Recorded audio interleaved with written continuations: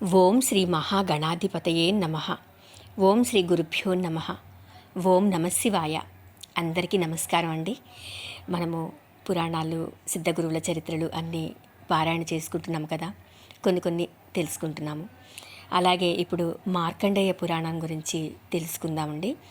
దీన్ని ఓలేటి వెంకటలక్ష్మీ నృసింహశర్మ గారు రచించారు. మరి మార్కండేయ పురాణము అందరూ కూడా ఆదరిస్తారని, అందరూ కూడా చక్కగా మనమందరూ కూడా మార్కండేయ పురాణంలో ఆ శివుని గురించి, ఆ మహిమ గురించి తెలుసుకొని ఆ శివ కృప మనందరం పొందుదామని మనస్ఫూర్తిగా కోరుకుంటున్నానండి. మరి కథ ప్రారంభిస్తున్నాను. ఓం నమశివాయ. ఓం శ్రీ మహాగణాధిపతయే నమః. ఓం శ్రీ మార్కండేయ మహర్షి గురుభ్యో నమః.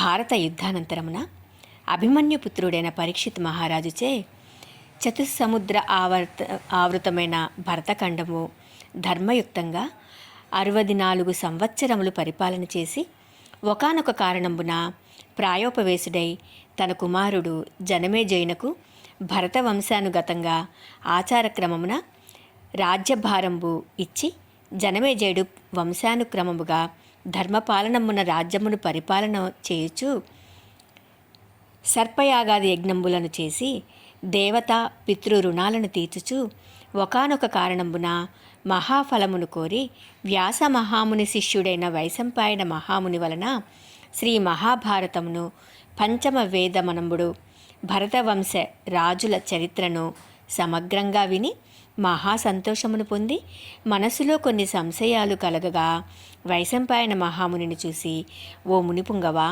నీ వలన మహాభారతములు 18 పర్వంబులు కూడా శ్రోత్రానందముగా విని సంతోషించాను. కానీ మనస్సులో కొన్ని సంశయములు కలుగుచున్నాయి. వాటిని కూడా నివృత్తించవలనని కోరుకుంటున్నానని చెప్పుననేసి వైశంపాయన మహామునిని జనమేజయుడు అడుగుతాడు. ఓ జనమేజయ, ఆ సంశయములు ఏమిటో అడగమని వైశంపాయ మహాముని చెప్తాడు. జనమేజయుడు ఇలా అడుగుతున్నాడు. ఓ మునిపుంగవా, శ్రీ మహావిష్ణువు ఏ కారణంబున మానవుడై పుట్టి శ్రీకృష్ణ నామమున ప్రవర్తిల్లెను. ద్రుపద మహారాజు పుత్రిక అయిన ద్రౌపదికి 5 భర్తలు ఉండుటకు కారణమేంటి? బలరాముడు కౌరవులందు గాని పాండవులందు గాని యుద్ధకాలమునందు చేరక తీర్థయాత్రలు చేయు మిషచే వెడలిపోవడకు కారణమేమిటి? ఉపపాండవులైన ద్రౌపదీ పుత్రులు 5 మహారాజు పుత్రులై కూడా వివాహాది సంస్కారములు లేక దిక్కులేని వారయ్యి మృతి చెందటానికి కారణమేమిటి? ఈ విషయములు నాకు చెప్పి నా సంశయాలను పోగొట్టవలసిందిగా కోరాడు. ఆ మాటలను విని వైశంపాయన మహాముని, ఓ జనమేజయ, ఒక కాలమునందు మార్కండేయ మహామునిని జైమిని మహాముని నీవడిగిన విషయములనే ప్రశ్నించగా మార్కండేయుడు జైమినికి చెప్పిన విషయములను నీకు చెప్తున్నాను, శ్రద్ధగా వినుము. తపస్శాలి అయిన మార్కండేయును చూసి జైమిని మహాముని ఇలా ప్రశ్నించాడు. ఓ మునిశ్రేష్ఠ, శ్రీ వ్యాస మహాముని వలన సకల పురాణంబులను విన్నాను. ఇప్పుడు మీ వలన కొన్ని సంశయంబులు వినవలేను అనే కోరిక కలిగినది. వాటిని చెప్పండి అని కోరతాడు. ఆ మాటలు మార్కండేయ ముని, ఓ జైమిని ముని, నీ సంశయములు ఏమిటో వాటిని చెప్పు అని చెప్పమంటాడు. జైమిని ఇలా చెప్తున్నాడు. శ్రీ మహావిష్ణువు ఏమి కారణమున మానవుడై పుట్టి శ్రీకృష్ణుడు అను పేరుతో ప్రవర్తిల్లాడు. ద్రౌపదికి 5 భర్తలగుటకు కారణమేమిటి? బలరాముడు కౌరవ పాండవులయందు యుద్ధకాలమున ఏ పక్షమునకు చేరక తీర్థయాత్రలు చేయుటకు వెళ్ళుటకు కారణమేమిటి? మహారాజు పుత్రులై ద్రౌపదీ పుత్రులు వివాహాది సంస్కారములు లేక మృతి పొందటానికి కారణమేమిటి అని అడిగాడు. మార్కండేయుడు ఇలా చెప్తున్నాడు. ఓ జైమిని మునిపుంగవా, నాకు ఇప్పుడు తపోకాలం అయి ఉన్నది. నీకు వినవలయునని కోరికయున్న ఎడల వింధ్య పర్వతమునకు వెళ్ళుము. ఆ పర్వత గుహయందు పింగాక్షము, విబోధము, సుపత్రము, సుముఖములను 4 పక్షులున్నాయి. అవి మందపాలసుతుడైన ద్రోణుని పుత్రులు. వారికి వేద శాస్త్రార్థంబులు బాగుగా తెలుసును. వాని సమీపమునకు వెళ్ళి అడుగుము అని అవి నీకు బాగా తెలియనట్లా చెప్తారు అని చెప్పననేసి మార్కండేయుడు చెప్పాడు. ఆ మాటలకు జైమిని ఆశ్చర్యం పొంది, అయ్యా మార్కండేయ, అవి ద్రోణునకు ఎట్లా పుట్టెను? వాటికి మనుష్యవాక్యములు ఎలా వచ్చెను? మనుష్యవాక్యములు వచ్చినను జ్ఞాపకం ఉండుటకు కారణమేమి చెప్పుము అని కోరాడు. మార్కండేయుడు ఇలా చెప్తున్నాడు. ఓ జైమిని, ఒకనాడు నారద మహాముని భూలోకము అంతా తిరిగి ఇంద్రుని చూచుటకు స్వర్గమునకు వెళ్ళాడు. ఆ సమయమునందు రంభ, ఊర్వశి, మిశ్రకేశి, తిలోత్తమ, ఘృతాచి, మేనక మొదలగు దేవవేశ్యలు నృత్యం చేస్తూ ఉన్నారు. అటువంటి సమయమునందు వచ్చిన నారద మహామునిని దేవేంద్రుడు పూజించి కూర్చుండబెట్టి, ఓ మునిపుంగవా, ఈ నృత్యము చేయుచున్న వేశ్యలలో నీకు ఇష్టమైన దానిని చెప్పు అని అడిగాడు. దేవేంద్రుడు చెప్పిన మాటలు నారదుడు విని, ఓ నారీమణులారా, మీలో రూప, యవ్వన, నృత్య, అభినవ సౌందర్యాది నేర్పుగలవారు నృత్యమును చేయమని చెప్పారు. ఆ మాటలు రంభాదులు విని సిగ్గుపడి భయముతో ఏమీ చెప్పక ఊరుకున్నారు. అంతటా దేవేంద్రుడు నారదుని చూసి, మీరే అనతీయవలను అనెను. ఆ మాటలు విని నారదుడు, ఓ శృంగారవతులారా, మీలో ఎవ్వరు దూర్వాస మహామునిని మోహింపచేయగలరో ఆ స్త్రీయే శ్రేష్టత్వము కలదగును అనెను. నారద మహాముని చెప్పిన వాక్యములు రంభాదులు విని గజగజ వణుకుచూ భయము చెంది మాట్లాడలేక ఊరకున్నారు. అందులో వపువు అను మదవతి, నేను దూర్వాసుని మోహింపచేయగలదానని చెప్పింది.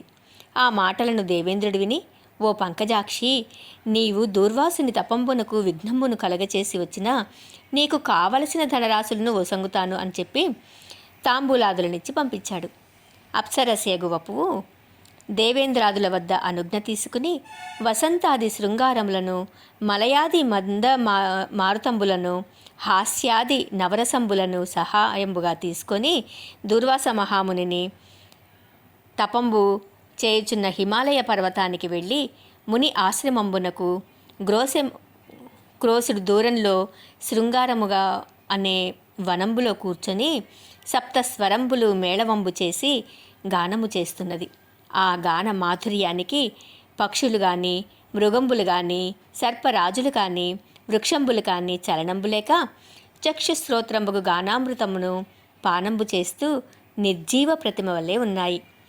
ఆ గానామృతాన్ని దూర్వాసుని చెవులు పడగానే ఆశ్చర్యపడి మైమరచి గాన మార్గంబున బయలుదేరి వచ్చి ఆ అప్సరసను చూసి తత్వజ్ఞానము కలిగి, ఓ నారీమణి, ఈ నిర్జన వనమునందు అమృతమయముగు సంగీతమును పాడుటకు కారణమేమిటి అని ప్రశ్నించి, ఓ మీనాక్షి, నీవు నన్ను మోసపుచ్చుటకు వచ్చిన దానవని తోస్తున్నది. నీవు నా తపోభంగము చేయుటకు వచ్చిన దానవన్నీ నాకు తోచున్నది. కనుక నీవు పక్షికులమునందు పుట్టుము అని శాపమిచ్చాడు. అంతట నా వపువు, మునిపుంగవ, నా అజ్ఞానమును మన్నింపుమని ప్రార్థించింది. అంతట మహాముని కరుణించి, నీవు పక్షి రూపంబున 16 వత్సరములు ఉండి 4 పుత్రులను